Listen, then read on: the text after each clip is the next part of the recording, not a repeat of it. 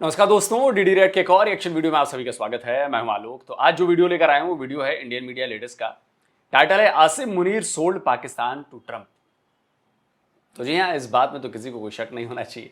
आसिम मुनीर भी बिका, पाकिस्तान भी बिका और पाकिस्तान की जो आवाम है वो फुद्दू बन गई है, क्या कहें। खैर चलिए वीडियो में देखते हैं, वीडियो में मजा आने वाला है।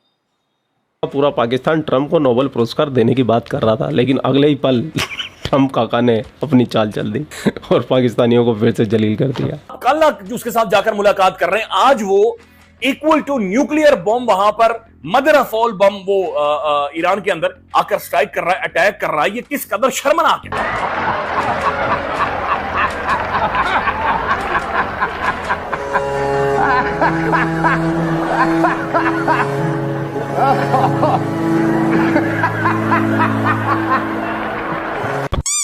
आज अमेरिकी सदर से मुलाकात हो गई है। उनको कहा है अमेरिका जब चाहे पाकिस्तान में अपनी बेसेस बना ले। ओ नहीं नहीं नहीं, मेरे कहने का मतलब है पाकिस्तान ईरान में रेजीम। ओहो, गलत कह गया हूं, मेरा दिमाग घूमा हुआ है, बस पाकिस्तान बेच आया हूं। ये सितम है, ये जुल्म है, ये ज्यादती है। अच्छा, ये आसिम मुनीर का एआई जनरेटेड वीडियो है, इसे सच मत मान लीजिएगा। एआई जनरेटेड वीडियो है, नाइंसाफी है, जो मर्जी नाम दे दे। और जैसे ही अमेरिका ने ईरान पे अटैक किया, उसके बाद से आसिम मुनीर की जगहसाई हो रही है, थू हो रही है। ऐसे है कि हमारी खारजा पॉलिसी तो मजाक बन गई है। एक आधा दिन पहले हमने सदर ट्रंप साहब को नोबेल पीस प्राइज के लिए नामजद किया, आज उन्होंने ईरान पे हमला कर दिया। तो हमने क्या सोच के उनको नोबेल पीस प्राइज के लिए नामजद किया है? तोबा तोबा तोबा तोबा। मैं मुझे जिस तरीके से अच्छा, एक बात मैं कहना चाहूंगा कि ये टाइमिंग गजब की है। देखिए, अब ये पाकिस्तान जानबूझकर करता है या मतलब पाकिस्तान को बात समझ में नहीं आती है कि किस तरह लोग उसका काट के जाते हैं। याद करिए, यूक्रेन पर हमले से पहले याद आया, पाकिस्तान का प्रधानमंत्री इमरान खान रशिया पहुंच गया। रशिया से जी हमें संबंध अच्छे करने हैं जी, रशिया से हमें अपने रिलेशन ठीक करने हैं जी। और जिस शाम को वो पहुंचा, उसकी अगली मॉर्निंग रशिया ने यूक्रेन पर अटैक कर दिया। याद है ना आपको? आप जरा सोचिए क्या टाइमिंग थी। इमरान खान लैंड होता है शाम को, बोलता है कि जी हाँ बहुत बढ़िया बहुत बढ़िया, हम रशिया से दोस्ती करेंगे, हम ये करेंगे वो करेंगे। अगले दिन सुबह सुबह रशिया ने यूक्रेन पर ठोकना चालू कर दिया। इमरान खान को तो सपने में भी नहीं सोचा होगा कि यार ऐसा कैसे हो गया, यार इतना अपशकुनी कैसे हो सकता हूं मैं, जहां जाता हूं वहां। अभी की टाइमिंग देखिए, आसिम मुनीर गया लंच करने अमेरिका में, ट्रंप से लंच किया, अगले दिन ईरान पर अमेरिका का हमला। टाइमिंग मैच करिए। पाकिस्तान मतलब उसकी जहालत की हद है, हद है जहालत की।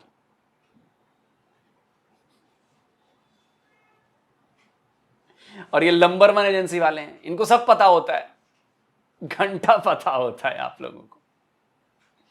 अगर पता होता तो इमरान खान को आप लोगों ने रशिया जाने से मना कर दिया होता कि टाइमिंग सही नहीं है, फिर कभी चले जाना। अगर पता होता कि ट्रंप जो है, ट्रंप ने धोखा दिया, बोला कि 2 हफ्ते में ईरान को टाइम देता हूं, 2 हफ्ते में सोच ले भाई, डील उल कर ले, 24 घंटे बाद बम गिरा दिस। मुनीर ने सोचा होगा अरे यार फिर गलत टाइमिंग पे आ गया। लेकिन मुझे तो लगता है कि मुनीर का तो प्लान था, उसको पता था कि हाँ हमला होने वाला है, उसके पहले जितना निचोड़ सकना है अमेरिका से अपने लिए निचोड़ लो, वो उसने कर लिया। तरीके से इन पाकिस्तानी जनरलों की परंपरा चली आ रही है, उसी परंपरा को आगे बढ़ाते हुए जनरल आसिम मुनीर ने पाकिस्तान को भेज दिया। ओ भाई, कब ऐसा हुआ है कि अमेरिका भारत को पीछे करके आपको आगे करिए? तो कभी भी नहीं हुआ है, तो वॉर ऑन टेरर के दौरान भी नहीं हुआ। अब क्यों हो रहा है? उनको कुछ उससे भी बड़ा चाहिए था, और वो ईरान का मामला था। सही बात है। इसलिए भारत को थोड़ा सा वो पीछे कर रहे हैं और आपको आगे कर रहे हैं। और आप समझे कि दोस्ती हो गई। भाई, अमेरिका से आपकी दोस्ती नहीं हो सकती। ये सिर्फ गुलाम और मालिक का रिश्ता है। हम तो फौज के साथ खड़ी नहीं है, क्योंकि आसिम मुनीर फौज का सरबराह है और फौज कहती है जहां आसिम मुनीर देखते हैं वहां देखते हैं। आसिम मुनीर एक साइकोपाथ है, आसिम मुनीर एक गद्दार है। क्योंकि पाकिस्तान में आर्मी चीफ की टर्म 3 साल की होती है, वो ज्यादा ज्यादा 2 टर्म ले सकता है, यानी 6 साल। लेकिन आसिम मुनीर ने इस टर्म को भी 5 साल करवा लिया है, तो यानी कि 5 साल एक टर्म में रहेगा, 5 साल दूसरे टर्म में रहेगा, यानी कि 10 साल तक ये पाकिस्तान को बेच के खा सकते हैं, पाकिस्तान को पूरी तरीके से निचोड़ सकते हैं। आसिम मुनीर एक मुल्क दुश्मन है, उम्मा की पीठ में उसने खंजर घोंपा है अमेरिका में जाके जिस दिन हमला हो रहा था। अगर ईरान एक हार्ड स्टेट होती तो सिर्फ न्यूक्लियर वेपन्स तबाह करने तक और जंग की हद तक बात महदूद रहती। लेकिन अब नेतन्याहू को he can smell the blood जिसे कहते हैं, उसे खून की बू आ रही है, वो ही समझता है कि वो ईरान में रजीम चेंज कर सकता है। डॉक्यूमेंटेड पॉलिसी है, नेतन्याहू खुल के कह चुका है कि किसी मुसलमान मुल्क को एटमी ताकत नहीं रहने देंगे या बनने देंगे। डॉक्यूमेंटेड बात है ये। ईरान को उसने कहा था कि हम बनने नहीं देंगे और पाकिस्तान को हमने किसी न किसी तरह तबाह करना है कि उसके पास ऑलरेडी है। आपने सबसे पहले घबराना नहीं है। देखिए ये जो बात हुई है ना कि रिजीम पलटने वाली, देखिए रिजीम पलट सकती है। बांग्लादेश में 24 घंटे पहले तक किसी ने सोचा था कि शेख हसीना को भागना पड़ जाएगा? जरा सोचिए आप, क्या इमरान खान को लेकर किसी को कोई शक था कि यार रातों रात ये खेल हो जाएगा और वो जेल में चले जाएंगे और रिजीम बदल जाएगी? हुआ ना, शेख हसीना गई ना, तो ईरान क्यों नहीं? और ईरान से तो खबरें आनी शुरू हो गई, जो उनके किंग इन एग्जाइल हैं रजा पहलवी, उन्होंने एक वीडियो मैसेज जारी किया है और उस वीडियो में उन्होंने कहा है कि बहुत सारे पाकिस्तान कह रहा हूं, ईरान के जो जनरल्स हैं, कमांडर्स हैं, वो उनको कांटेक्ट कर रहे हैं, उनको मैसेज कर रहे हैं कि आप आइए, अब देखिए अब लफड़ा है। तो रजा पहलवी ने पब्लिक अनाउंसमेंट की है कि भाई खमेनी तुम पद से हट जाओ, उतर जाओ। और रजा पहलवी का दावा है कि उनके पास सैकड़ों की संख्या में मैसेजेस आए हैं कि आप आकर लीड करें हमें। ये देखिए। So today I have a direct message for Ali Khamenei. Step down, and if you do, you will receive a fair trial and due process of law, which is more than you have ever given any Iranian. To other senior regime officials, those of you whose hands are soiled with the blood of the Iranian people, you too will have to face justice. But we will not repeat the mistakes in other failed transitions. To those of you who are loyal to the Iranian nation and not the Islamic Republic, there is a future for you in a democratic Iran. If you join the people now, the choice is yours to make. सुन लिया? तो तख्ता पलट तो कभी भी हो सकता है और तख्ता पलट ही ईरान की हार है। जो लोग कह रहे हैं कि ईरान झुकेगा नहीं, ये नहीं करेगा, वो नहीं करेगा, अबे झुकाने वाला हो तो सब कुछ झुकता है। दुनिया में कोई ऐसी ताकत नहीं है जो किसी को न झुका सके, समझे? ताकत थी ब्रिटिशर्स के पास तो उन्होंने पूरी दुनिया को झुकाया ना, भारत को भी झुकाया, भारत को भी गुलाम बनाकर रखा कि नहीं रखा? आज वो ताकत नहीं है तो गुलाम नहीं है। मुसलमानों के पास ताकत थी तो उन्होंने भी गुलाम बनाया। तो सारा खेल ताकत का है ना। इनको तो सिर्फ याद आता है कि 800 साल हमने सजा वो क्या कहें हुकूमत के। अब दुनिया 800 साल की नहीं है ना, दुनिया हजारों साल की है। और जितना हमने हुकूमत की है ना दुनिया पर, तुम लोग उसका इतना भी नहीं हो, इतना भी नहीं हो। इतिहास पढ़ोगे तब तो समझ में आएगा। गुप्त वंश का इतिहास पढ़ोगे, मौर्य वंश का इतिहास पढ़ोगे, कुषाण वंश का इतिहास पढ़ोगे, साउथ में चले जाओ चोलाज का इतिहास पढ़ोगे, पांड्याज का इतिहास तब तो समझ में आएगा तुम्हें। हमारे नॉर्थ ईस्ट में चले जाओगे, अहोम साम्राज्य का इतिहास पढ़ोगे, मराठा का इतिहास पढ़ोगे, तब तो पता चलेगा। ऐसे थोड़ी ना है कि सिर्फ तुम अपना अपना देख लो, नहीं जी हमने 800 साल। अबे 1 लाख साल में से 800 साल तुमने किया, बाकी किसने किया? हमने किया, अलग अलग दूसरे लोगों ने किया, दूसरे देशों में।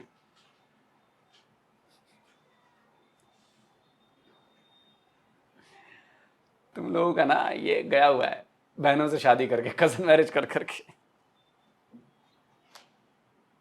पाकिस्तानी आर्मी चीफ जब तक अपने पद पे होते हैं इतना माल बना लेते हैं, इतना माल बना लेते हैं, पूरी दुनिया के अंदर इनकी दौलत जमा हो जाती है। और जैसे ये यहाँ से रिटायर्ड होते हैं तुरंत फ्लाइट पकड़ते हैं, चले जाते हैं। इनके बच्चे बड़ी बड़ी यूनिवर्सिटियों के अंदर पढ़ते हैं जाके, और जिहाद कौन करता है? आम पाकिस्तानी, गरीब पाकिस्तानी का बच्चा। जब भी पाकिस्तानी जर्नलों को मौका मिलता है तो वो माल बनाने का कोई मौका नहीं चूकते। और इस बार भी मौका मिला आसिम मुनीर को पाकिस्तान को बेचने का, पाकिस्तान को सेल करने का, तो भाई ने बेचने में एक मिनट नहीं लगाया।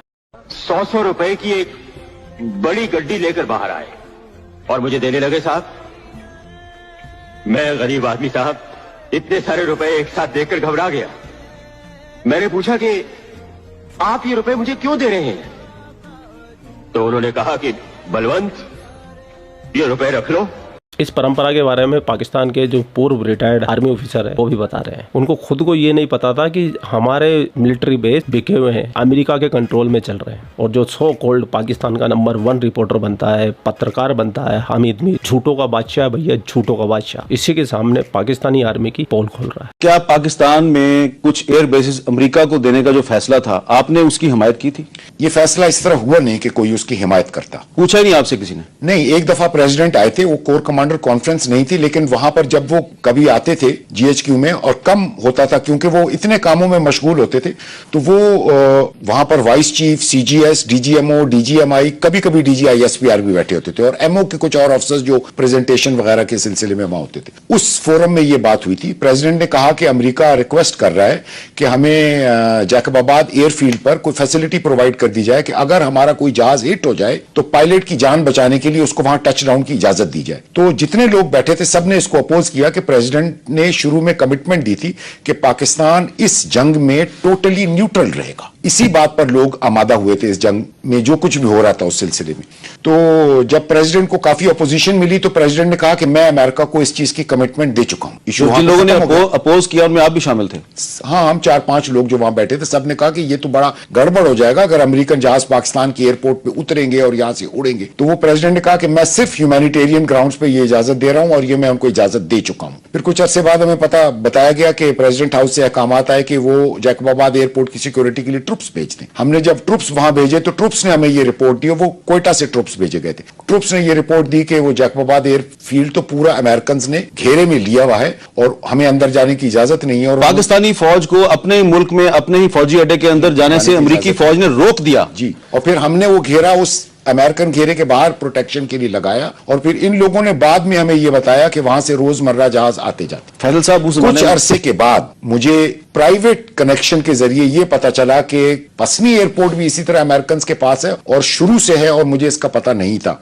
और वो एक air force chief of general staff थे? जी, एक एयरफोर्स के अफसर ने बताया जो पसनी पे लियाजॉन अफसर था, और उसने कहा एक पीएफ का लियाजॉन अफसर जैकबाबाद में भी है, और हम दोनों आपस में विजिट्स भी एक्सचेंज कर। अगर यही बात कोई हिंदुस्तानी बोले तो इन पाकिस्तानी को लगता है कि नहीं, ये झूठ बोल रहे हैं, प्रोपेगेंडा कर रहे हैं। लेकिन जब इन्हीं के लोग बोलते हैं तब भी इनको बेशर्मों को शर्म नहीं आती है कि अपनी आंखें नीची कर ले। प्रेसिडेंट डोनाल्ड ट्रंप, जिसके बारे में हमें कहा गया गर्दनें झुकाकर इसे कहो कि ये अमन का पैगंबर है, ये अमन का सफीर है, इसे नोबेल पीस प्राइज, और फिर ये लिटरली कहा गया कि कहना है तुमने भी, यानी मुझे और आपको भी कहना है कि ये अमन का सफीर है। यानी खुदा का नाम है भाई, गोबर को हलवा जबरदस्ती हमसे करवा रहे हो भाई, वो गोबर है, तुम कह रहे हो नहीं हलवा है। ये देखिए, ये है फ्री मीडिया पाकिस्तान की, जिसको कहा गया है कि नहीं कहो। ये खुद ही बोल रहा है भाई, हम नहीं बोल रहे। ये पाकिस्तानी बंदा खुद ही बोल रहा है कि पाकिस्तानी मीडिया को क्या कहा गया है। सुन लिया ना। और रही बात बिकने की, तो आप लोग तो बिकने वाले कौम हो, बिकने वाली बिकाऊ कौम हो आप लोग। बस कीमत सही लगानी आनी चाहिए, कीमत सही लग गई आप बिक जाओगे।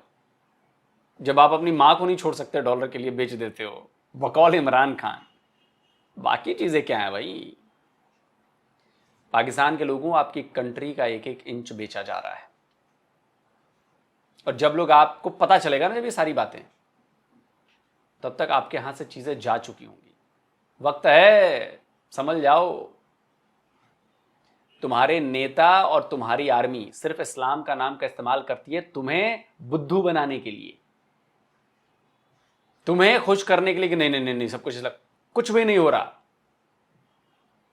अगर ऐसा होता तो ईरान के खिलाफ जंग में पाकिस्तान ट्रंप के साथ ना बैठा होता, पाकिस्तान का सिपह सालार फील्ड मार्शल ट्रंप के साथ ना बैठा होता, वो ईरान के साथ बैठा होता। समझे? लेकिन तुम लोग की आंखें खुलेंगी नहीं, ये भी मुझे पता है।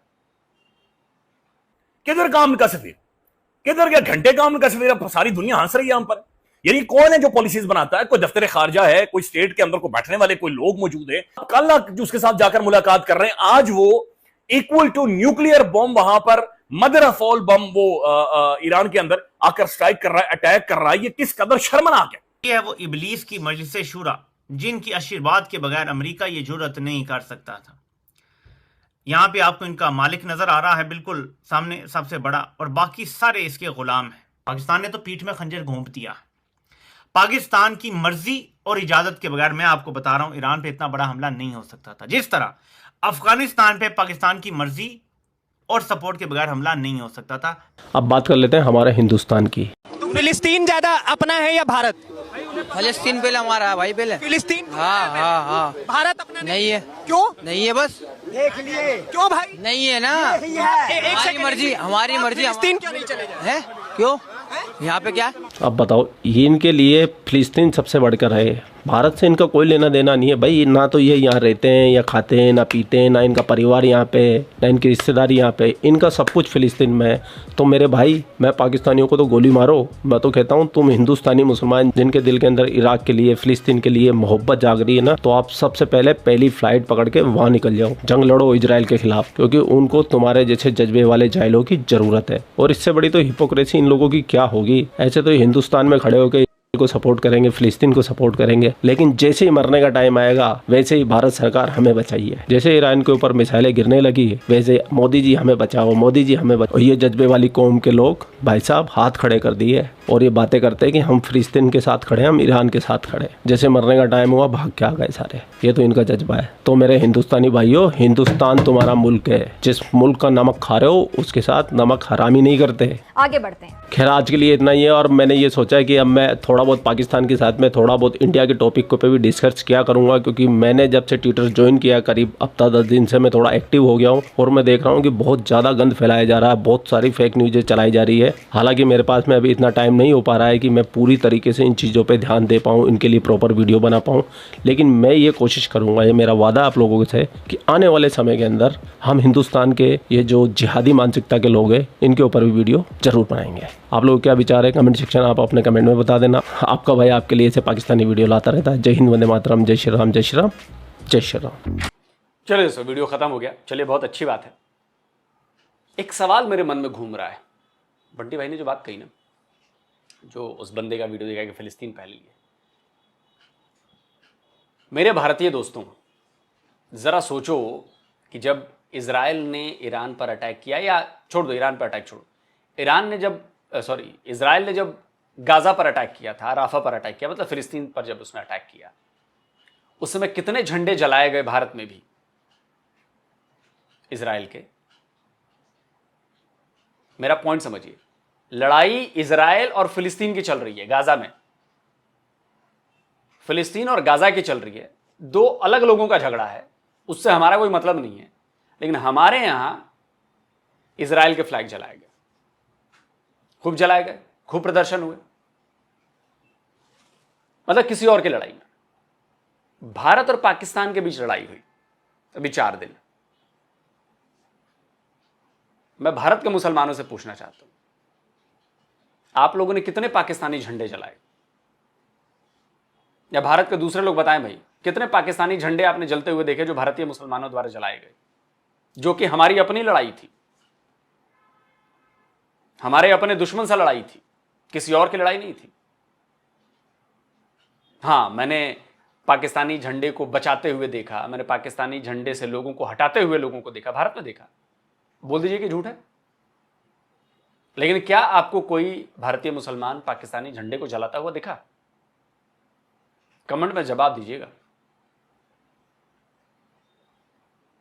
जिस लड़ाई से हमें कोई मतलब नहीं है, इजराइल फिलिस्तीन, एक तरह से किसी और की लड़ाई चल रही है ना, ठीक है, लेकिन उसके सपोर्ट में इजराइल के झंडे जरूर जलाए गए। लेकिन जहां पर अपनी लड़ाई चल रही है भारत और पाकिस्तान की, वहां पर पाकिस्तान के झंडे नहीं जलाए गए, बल्कि पाकिस्तान के झंडे बचाए गए। और फिर कहते हो कि इस मिट्टी में खून सबका है, शामिल है। किस बात का शामिल है भाई? मैं सारे लोगों को नहीं कह रहा हूं, मैं उस एक खास वर्ग के लिए कह रहा हूं। मैं जानता हूं कि सारे मुसलमान ऐसा नहीं है, लेकिन वो खास वर्ग है उसमें जो है, जिसके दिल में है ही। अब आते हैं पाकिस्तान अमेरिका। तो देखिए अब ये जग जाहिर हो चुका है, पाकिस्तानी माने चाहे ना माने। देखो पाकिस्तानियों, तुम्हारी तो कोई औकात है नहीं और ना तुम्हारे अंदर जज्बा है, वरना जज्बा होता ना तो अब तक तो तुम ईरान ही पहुंच गए होते तुम लड़ाई लड़ने यार। चलो पहले तो तुमने कहा कि फलस्तीन कैसे जाएंगे, रास्ते में इतनी बाधाएं हैं, ये हैं वो हैं। अबे ईरान तो तुम्हारा पड़ोसी है, अब तो जाकर लड़ो ना वहां पर इजराइल के खिलाफ। जाओ ना पाकिस्तानियों। क्यों फटफटी लग गई है? इसलिए कहता हूं कि तुम लोग दोगले हो, फेक मुसलमान हो, इसलिए कहता हूं। गाजा में तो चलो तुम्हें वीजा चाहिए, ये चाहिए वो चाहिए, ईरान तो पड़ोस में है ना। जाओ बॉर्डर क्रॉस करके जाओ लड़ो, और ईरानी तो खुश हो जाएंगे कि यार हमारा मुस्लिम उम्मा का साथी हमारा आ गया लड़ने, और इससे रिलेशन भी बड़े अच्छे हो जाएंगे ईरान और पाकिस्तान के। जाओगे? मेरा दावा है ये नहीं जाओगे। 2 साल से चैलेंज कर रहा हूं पाकिस्तानियों को कि चाइनीज एम्बेसी जो पाकिस्तान में है उसके बाहर जाकर ये वो कौन सा मुसलमान है, उइगर मुसलमानों के लिए एक छोटा सा प्रदर्शन कर दो चाइनीज एम्बेसी के सामने। पाकिस्तान के किसी मुसलमान में यह गैरत नहीं जागी कि मेरा चैलेंज एक्सेप्ट करे और जाकर प्रोटेस्ट करे। बर्मा में मुसलमानों के साथ ये हो रहा है, भारत में ये हो रहा है, कश्मीर में ये हो रहा है, लेकिन उइगर में जो हो रहा है, उइगर मुसलमानों के साथ चाइना में जो हो रहा है, उसके खिलाफ जाके चाइनीज एम्बेसी के सामने एक प्रोटेस्ट तक नहीं कर सकते। तुम लोग की इतनी औकात नहीं है। बात करोगे मुसलमान की, इस्लाम की, फेक हो तुम लोग। जाओ ना अब ईरान में लड़ने, क्यों नहीं जा रहे हो? ईरान तो पड़ोसी है, बॉर्डर क्रॉस करो, निकल जाओ। तुम्हारी औकात गटर के कीड़े जैसी है, और उस गटर पर कब्जा करके बैठा है पाकिस्तानी आर्मी का चीफ, समझे? और वो तुम्हें बूटों से रौदता रहता है, आज से नहीं 78 सालों से। और तुम लोग सिर्फ मरते हो, कुछ कर नहीं सकते तुम। सुन के मिर्ची लग रही होगी, और मिर्ची लगाऊंगा, रगड़ूंगा नमक के साथ, क्योंकि तुम लोग हो ही ऐसे। तुम लोग बड़े बड़े दावे कर सकते हो, कलमा पढ़ा है हमने ये किया है, हमने वो किया है, ऐसा कर देंगे वैसा कर देंगे। घंटा कुछ करते हो नहीं तुम लोग, बिल में घुस के बैठे रहते हो तुम लोग। जाओ ईरान से लड़ने, 1.5 साल से ऊपर हो गए फलस्तीन में, तुम तो गए नहीं। जाओ अब ईरान में ही लड़ लो, इजराइल से। तुम लोग की औकात पता है, तुम लोग का डीएनए पता है हमें। सरेंडर कौम हो तुम लोग, सिर्फ सरेंडर करना जानते हो। दोस्तों आज के वीडियो में बस इतना ही। कमेंट करके बताइए आपका क्या कहना है। जल्दी मिलता हूं एक और नए वीडियो के साथ। नमस्कार, जय हिंद। तो अगर आप चाहते हैं मुझसे बात करना, मुझसे कोई सवाल पूछना, तो फैन कॉल पर आप मुझसे कनेक्ट हो सकते हैं। फैन कॉल में ये सुविधा है कि आप अपने हिसाब से वहां पर जाकर टाइम स्लॉट बुक कर सकते हैं कि आपको फलाने दिन मुझसे बात करनी है, फलाने टाइम पे मुझसे बात करनी है। लेकिन ये भी बता दूं कि ये पेड सर्विस है,